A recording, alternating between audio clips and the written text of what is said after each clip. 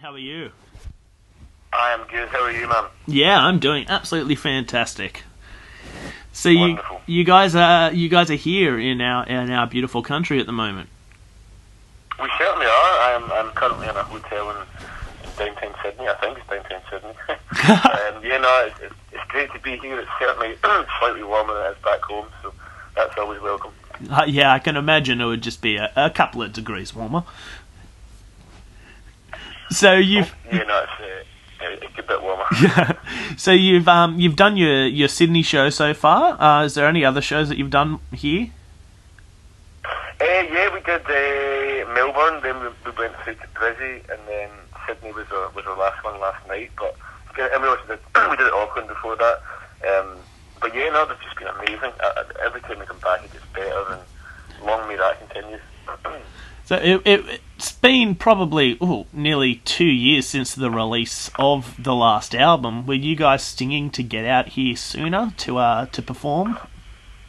I guess we'd hope to, yeah, but it's just tough. It's a good problem to have, but I guess we're just getting popular around the rest of the world as well, and it's just really tough to come out here any earlier than we have. There's been a lot of pressure to spend time in America over the last couple of years, and their ears have started to kind of prick up, and we've always struggled to make any kind of ground in America, so I guess we had to take that opportunity while it was there. It just seems like Australia just kind of gets tagged on at the end of our album campaigns. It's frustrating for us because we want to come out here when the albums are still fresh, when they've just dropped, and we've kind of failed to do that. So that hopefully that's something we can remedy in the next album and try and get it a little bit earlier to show you guys some love early on. Well, you ended up coming out here, so we can't complain too much. Oh, thank you. So, you guys have an enormous back catalogue, but kind of only started seeing radio play, well, here in Australia anyway, with Mountains. How is that for you guys? You obviously had a solid following and you'd been doing things right, but all of a sudden, after all these years as a band, it's like, bam, here's Biffy Clyro, part 2.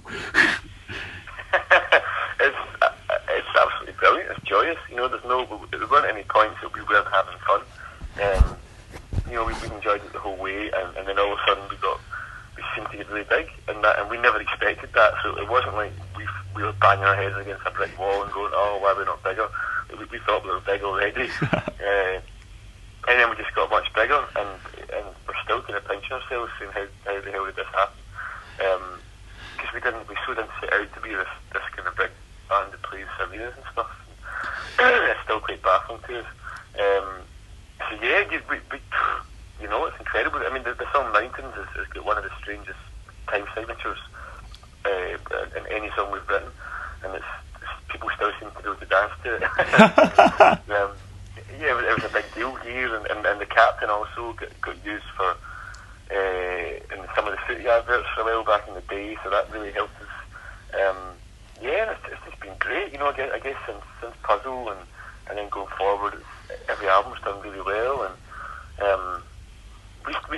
like I said, we still don't really get it because we've got a really silly name, and we don't go out of our way to try and kind of be popular at all. So I don't really know how it's worked, but we're definitely happy for it.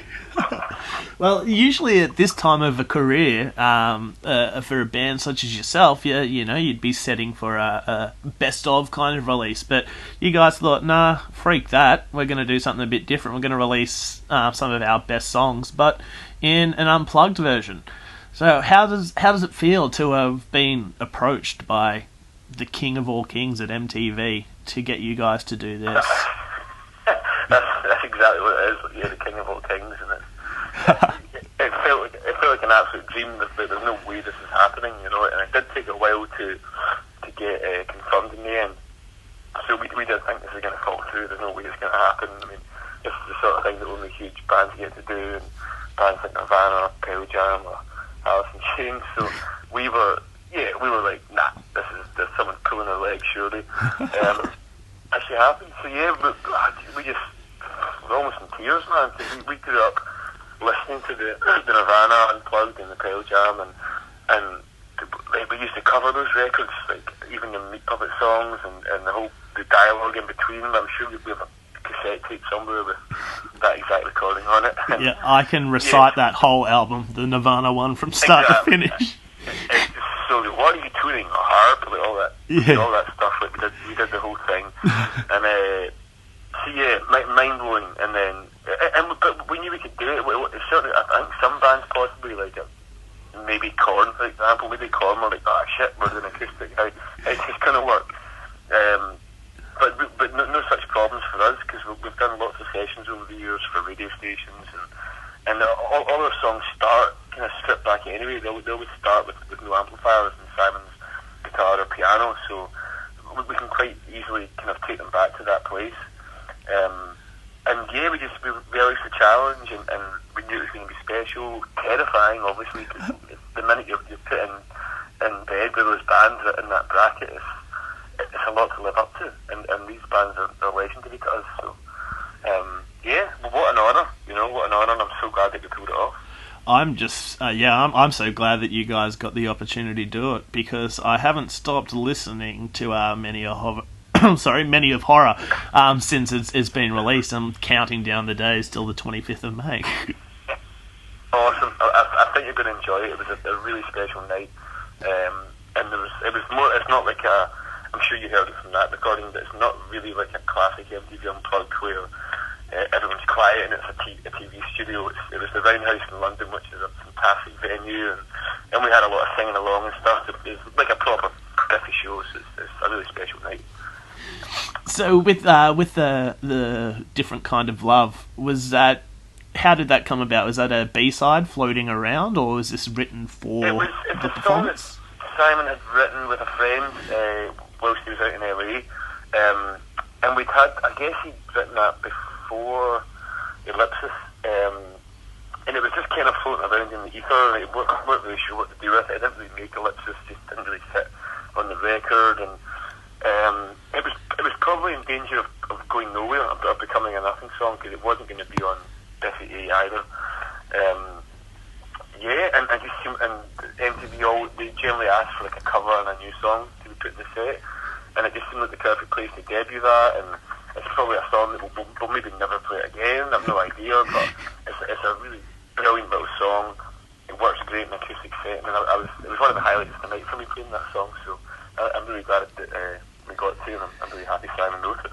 Oh, I'm very excited. There's always exciting times when new Biffy Clyro is involved. And you guys did the Beach Boys as a cover. Was that a big discussion to kind of pick what song you were going to do, or was it straight to? It took a while. It took a while because we were kind of messing with a few other things, and then the thing is, we don't like we've been forced into doing covers a lot in the past, and on radio stations and things. We always say, "I'll give us a cover from the charts," and we're not. I think we do them well, but we're not big fans of that. Like, we're here to play our own music, so. So Simon was like, if I'm going to do a cover, it's got to be something that really means something to the band, and something that means something to him. And that was Simon's first dance at his wedding, and he has God only knows tattooed across his chest. So that really does hold a place in Simon's heart. What a pig of a song to learn. I mean, people think that song is simple. It's the furthest thing from simple. He learned, like, he was playing chords he'd never played in his life before in that song. I was seriously impressed. He went away for, I guess we didn't quite have the cover worked out yet, and we tried a couple of things, and he was like, listen, I think I've maybe got an idea. I think we were meant to have practice that day, so I'm not going to come in, just let me stay at home and work on this thing. And we were like, cool. He didn't tell us what it was, and then he came in the next day and he just nailed it out. It was like, wow, it was perfect. That was just so good. Like, we couldn't have imagined a better song to cover. It just means everything. It's the Beach Boys we hold them in such high regard as a band who wrote intensely complicated music, but it sounds like a really straightforward pop, and that's kind of what, to some degree, what we were trying to do. So yeah, that band are really important to us. That song's important to us, and Simon nailed it on the night. So I'm really happy with it. I would have been shitting myself as a backing vocalist, having to pull off those harmonies. That's where I would have been. We had done it like that, and we practiced it with the backing, and it sounded pretty good. But then I think it was towards the end, so I was like, you know what, I think I want to do this one more one, and it made sense with that on his own. So we left the stage, and I was singing the backing vocals backstage. He didn't hear me. I want to take it back to last album, Ellipsis. Unfortunately, I didn't get a chance to talk to either three of you guys, but I mean, if I take one more step back to Opposites, a double album that was just every song was perfect. Coming out of that, and that's not to say every song on Ellipsis isn't perfect either, but you guys coming out of a double album where, you know, how the hell do people write songs that good? Was there a kind of worry with a follow up, because double albums are a big thing? I mean, yeah, I guess there's always a bit of, I don't know, worries is the word, but definitely pressure that we put on ourselves. And I do think our albums keep getting better and better. And I personally am a huge fan of Opposites. I think it's fantastic. And I think every song is vital. I think that's quite rare for a double album. So yeah, I mean, it was going to be tough. I guess we just had to kind of react to that and go the other way. You know, I guess once you've done an album that has all the instruments in the world on it, and it's a vast piece of work, and you know, where do you go there? Because you can't really get any more grand, you can't really get any more epic. So we had to make this record kind of less epic, but then still make it good. So yeah, there was a real challenge, and I guess finding Rich Costy, the producer, that really helped with taking the music in a different direction, and really trying to use the studio to kind of give us ideas a little bit. That's something we've never done in the past. We've always just turned up to the studio and had all the parts ready, and we know exactly the sonics of everything. And being Scottish, we don't like wasting money, so we can get it done, you know. Yeah. But yeah, with this one, it was 6 months of just trying stuff out, you know, and really using the studio techniques that Rich has to give us kind of new ideas and different takes on the songs. And I think a lot of the songs could have been recorded in many different guises, you know. I think Rearrange ended up being almost like an R&B song, kind of, essentially, in its recording, and we just wanted to really just have no kind of rules for this one at all, and just we've been listening to a lot of hip hop and stuff as well, and we never thought we could ever bring any of those sort of elements into our music, but I think we managed it in a couple of songs, and we used a little bit more programming, and it ended up being our shortest album to date as well, even though it took longer than any other album to record. It took actually 6 months, and yeah, it's our shortest album to date. But no, I'm super proud of it, and I think it had enough of a shift from Opposites to keep people interested, more important, to keep us interested, because we're the ones playing the music. So we definitely didn't want to just record another Opposites, and we could have done that. You know, we had a bunch of songs that were epic and were great, but they just seemed to be that, you know, they could have been in the last album, and that was. We make a point of saying that if anything could have just been in the last album, that we can't have it on this one. So we had a few tight rules in that respect, and the rest of the rules were just to have fun and to take your time and explore. Yeah, so as you said, like, you know, if it's not going to make it on the last album, it won't make it on the. Excuse me, Sean. Oh yes. Excuse me, Sean. It's the operator here. We have. Sean, we've got 2 minutes remaining. Thank you. Perfect, thank you. Alright, well, I was going to mention the B-Sides album after Opposites, and then just congratulate you guys on the fact that you wrote another bunch of songs for one album sitting, but we'll cross out on another path. The one question I wanted to get to, be it your extensive back catalogue, including that double album we were talking about, how do you get it down to 15 songs, and is there a song that you wanted to have on this album that you couldn't, but the unplugged album, that is? I mean, there's tons, but there's so many of our songs that do work acoustically, and there's a few that don't. I mean, I think we would have loved to try and play Rose of Winter and Friends and Enemies, but there's just no way that those ones will work acoustically, and that's quite specifically the newer ones that are on Ellipsis. But yeah, no, there was a song, we played Briefer on the night, which was the B-side to our very first single, but that didn't quite make the record, and on the night we played The Rain, we played played Diary of Always, and they didn't make the record, unfortunately. So that's a bit of a shame, but you can't, we didn't want this acoustic album to be like really 18, 19 songs long, which it could have been. I think 15 is quite enough, and for an acoustic presentation, I don't think you want to go on all night with that.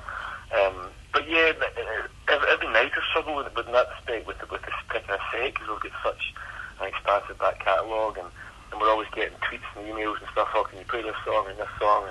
And it's always stuff we want to do, but you have to pick a set that works. You just got to pick something that flows, and a gig's still a gig. It's still got to move, kind of like an album does. It's got to have a bit of a story to it, and an ebb and a flow. So that's how you end up doing it, and you just got to stick to your guns once you've picked the set, and you go, bugger it, don't think about the songs that are missing, because if you do that, you're just going to be heartbroken all night. So yeah, you've got to pick the set, stick to it, and be happy with it, and not think about those poor souls that you left behind. And then also just wait another 10, 15 years for MTV to invite you back and cover the songs you didn't do last time. Exactly, and we'll do it all again. All right, Ben, it's been an absolute pleasure talking to you. The band means a whole lot to me, so this is great that I get to cover it on my site. So thank you so much, and enjoy the release of the Unplugged album. Thank you, Sean. It's been a pleasure talking to you, man, and have a good day. Thanks, mate. You too. Bye. Cheers, buddy. Bye-bye.